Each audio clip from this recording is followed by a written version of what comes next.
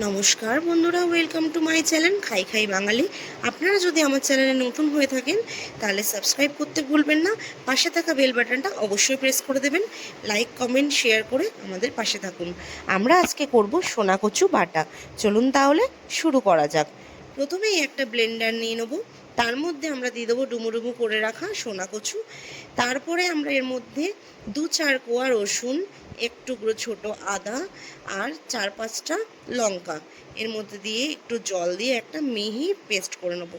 দানা দানা রাখবেন না, তাহলে মুখে পড়লে একদম ভালো লাগবে না। একটা মিহি পেস্ট আমরা বানিয়ে নিলাম, দেখতেই পাচ্ছেন টেক্সচারটা কতটা ভালো এসছে। ঠিক এরমভাবেই আপনারা একটা মিহি পেস্ট করে নেবেন। এরপর আমরা একটা প্যানের মধ্যে তেল গরম হতে দেব। তার মধ্যে দিয়ে দেবো একটা শুকনো লঙ্কা চিড়ে। শুকনো লঙ্কাটা লো ফ্লেমে 5 থেকে 10 সেকেন্ড ভালো করে নাড়িয়ে নেবেন।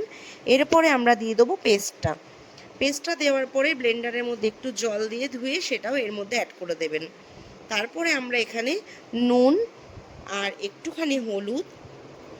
আচ্ছা, আরেকটা কথাও বলে রাখি, এখানে আপনারা চাইলে নারকেল বা সর্ষে বাটা অ্যাড করতে পারেন, তাহলে টেস্টটা আরও ভালো হবে। কিন্তু আমি আজকে আর এগুলো অ্যাড করিনি, আমি সিম্পলি করছি।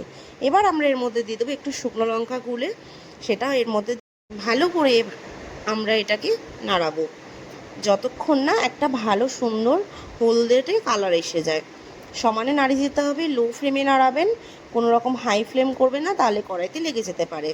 যখনই দেখবেন কালারটা চেঞ্জ হওয়া শুরু করেছে, স্ট্রেকচারটা দেখতেই পাচ্ছেন একটু থিক হয়ে এসছে, আমরা ভালোভাবে সমানে নাড়িয়ে যাব। দেখছেন কালারটা চেঞ্জ হয়ে গেল, আমাদের রান্না প্রায় শেষই হয়ে এসছে।